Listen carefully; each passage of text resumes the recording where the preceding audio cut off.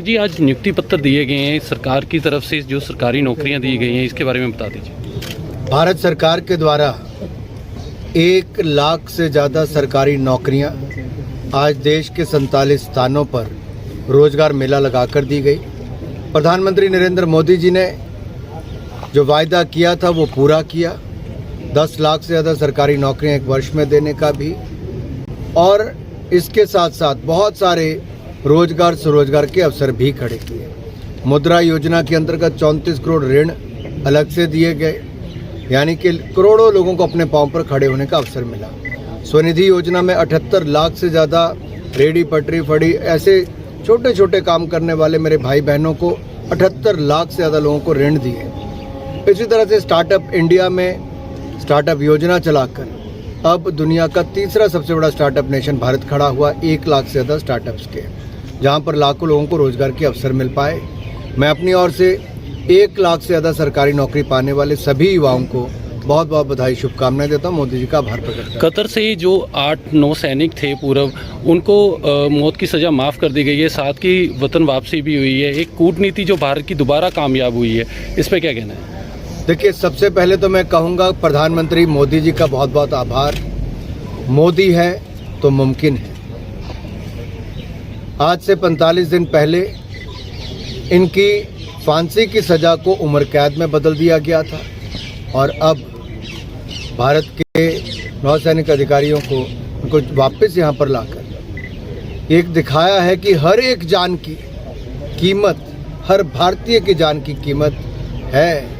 ये मोदी सरकार है। तभी तो ऑपरेशन गंगा में यूक्रेन से लगभग 27,000 भारतीय छात्र छात्राओं को सुरक्षित निकाला गया। दुनिया के किसी भी कोने में युद्ध हुआ हो या संकट आया हो, भारत के लोगों को सुरक्षित निकाल कर लाया गया। नेपाल में अर्थक्वेक हुआ, तब भी एक जान को बचाया गया। अफगानिस्तान में अगर तालिबान का कब्जा हुआ तो तब भी जहां एक और हज़ारों सिख परिवारों को निकाला गया, वहीं पर जो हमारे गुरु ग्रंथ साहब हैं उनको भी विशेष विमान से उनको लाने का काम किया। 10 वर्षों में यही बदला है कि भारत की साख बढ़ी है, भारत का मान सम्मान बढ़ा है, भारत के हर नागरिक की जान की कीमत इसकी बढ़ी है। ये अपने आप में दिखाता है कि मोदी जी ने भारत का मान सम्मान तो बढ़ाया ही है, हर भारतीय की जान की कीमत, वो भी शायद पहले की सरकारों में उतनी तवज्जो नहीं मिलती थी, आज हर जान की कीमत है। किसानों की तरफ से दिल्ली कूच दोबारा किया जा रहा है, क्या कहना है इस पे? किसानों को रोकने के लिए शंभू बॉर्डर पर जो बैरिकेड्स भी लगाए गए हैं, दीवारें सीमेंट की लगा दी गई हैं, ऐसे में बातचीत से मसला हल होता दिखाई नहीं दे रहा है। पिछले 10 वर्षों में अगर आप यूपीए की सरकार से भाजपा की सरकार की तुलना करेंगे, कांग्रेस के समय किसानों की अनदेखी होती थी, जबकि मोदी सरकार के समय पिछले 10 साल में, 10 साल तो कम, 2018 से शुरू हुआ, पिछले 6 साल में 2,80,000 करोड़ रुपया पीएम किसान सम्मान निधि का किसानों को मिला है। औसतन हर किसान को लगभग 30,000 रुपया वो भी मिला है।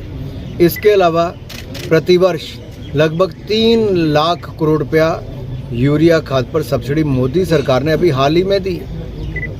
किसानों पर बोझ नहीं पड़ने दिया। दुनिया भर में खाद के दाम बढ़े थे। फार्मर प्रोड्यूसर ऑर्गेनाइजेशन, ये 10,000 बनाने का हमने लक्ष्य रखा था, 8,500 बन गई।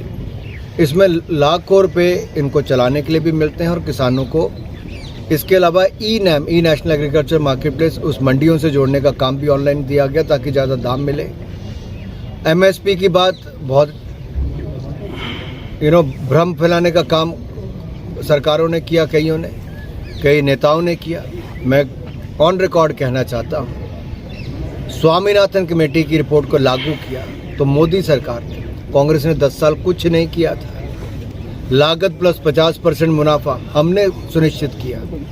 और अगर आप धान की कीमत भी देखेंगे या गेहूं की कीमत भी देखेंगे तो लागत से 70% ज़्यादा मोदी सरकार ने दिया।